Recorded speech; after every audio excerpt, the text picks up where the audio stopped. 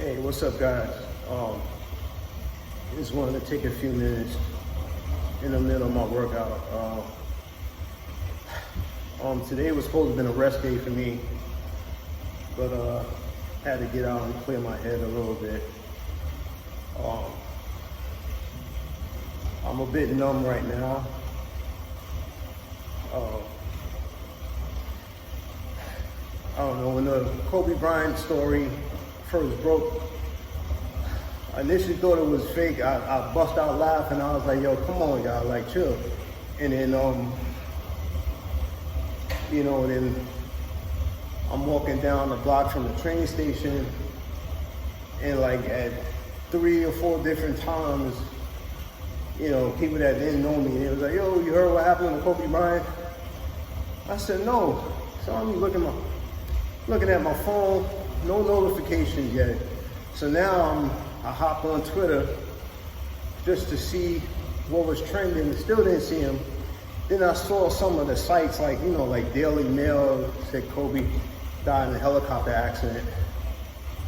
And I was still holding out hope that if there's any time to spread any fake news, I hope this is it.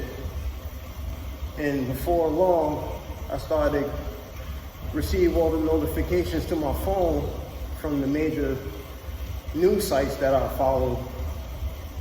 And I was like, come on.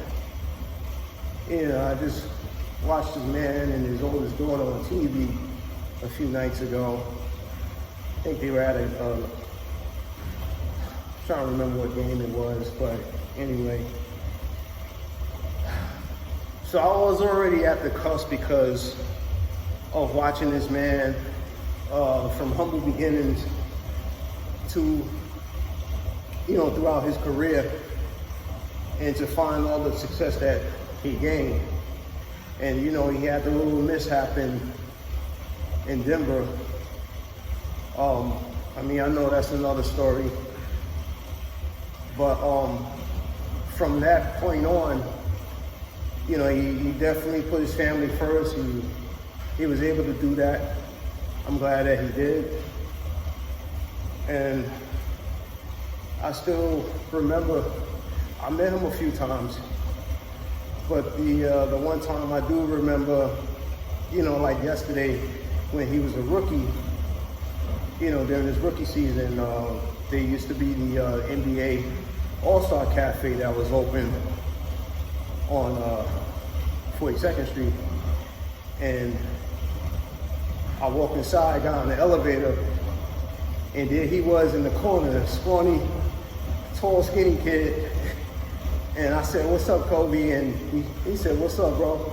And he shook my hand, and I said, yo, I wish you much success this season. And then he was like, thanks, bro. So we got out the elevator, and that's when I seen Shaq.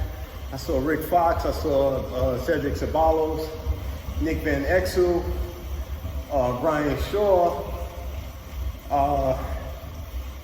There were like 2 or 3 other guys that were there. And Shaq had a birthday party that night there. But that was, I didn't know Kobe Bryant on a personal level, but that's my genuine moment with him. And I saw him at a basketball game. I believe it was Chelsea Piers. Got a chance to shake his hand there. And then went to a Laker game when they played the Knicks at the Garden another year. Got to meet him again. A few minutes later, after the story broke, my daughter called me. My daughter's 17 years old, for those who don't know. And when I saw her name popped up in my phone, and I said, hey, mama. And I was trying to hold it back, but then, I just kind of like lost it a little bit. And I told her that I love her. And I will always do what I can to protect her. And she asked me if I was okay, and I said, yeah, I'm okay.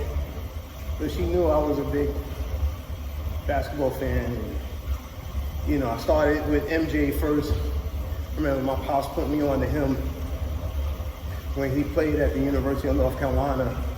He's like, yo, this guy plays like Dr. J. And what really got me hooked on MJ when he first brought home the Come Fly With Me video.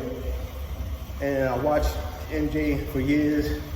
I was another guy that wanted to be like him, talk like him. I wanted a combination of me being like my dad and being like Michael Jordan, with a little Bruce Lee in between and a little Muhammad Ali. So I had a bunch of heroes that I had the opportunity to look up to. And then here come, you know, later on, at the tail end of Michael Jordan's career, Kobe Bryant comes along. And there was a few other next, you know, quote unquote, next Michael Jordan.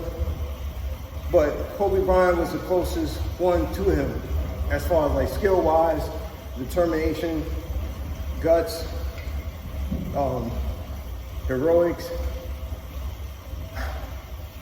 But again, the message I'm trying to get across in this video is that life is too short, life is precious. If you got any issues or any grievances or you holding any grudges with anybody, just let it go, you know? I'm not saying this for likes or comments or reposts or retweets. I just hope that this video reaches the right people. And you know, again, everybody got their Kobe Bryant story. So I know this one hurts. It hurts me, and I know it hurts a lot of you out there. So we gotta hug our loved ones a little tighter, cherish our children a little bit better. If you can fix a situation, fix it. You know, sometimes you gotta give people a little bit of time. Doesn't mean you dislike them, or sometimes you need other people perhaps to look themselves in the mirror and see, okay, this is what I can do to correct this problem or to correct this situation. Still, at the end of the day, you got to take care of yourself too. You got to be healthy in mind, body, and spirit. And I know I might be dragging on a little bit or rambling on, but again, life is too short. You know, if you got any ideas or aspirations, you know, you want to leave your job, or you know, you want to take the next step in your life, whether it's in relationships, your friendship, entrepreneurship. If you got your eyes on another gig or another career, then do it. Get it out of your head, get it on paper, and be proactive on bringing those things to life. Because again, you're here today and going tomorrow. And again, I just want to express my grievances and my condolences to Kobe Bryant and his family and his circle of friends, you know, his colleagues. I don't know, man. We just gotta try to find a way to do better. Hurts. So, I don't know. God bless you guys, man. I'm gonna finish up.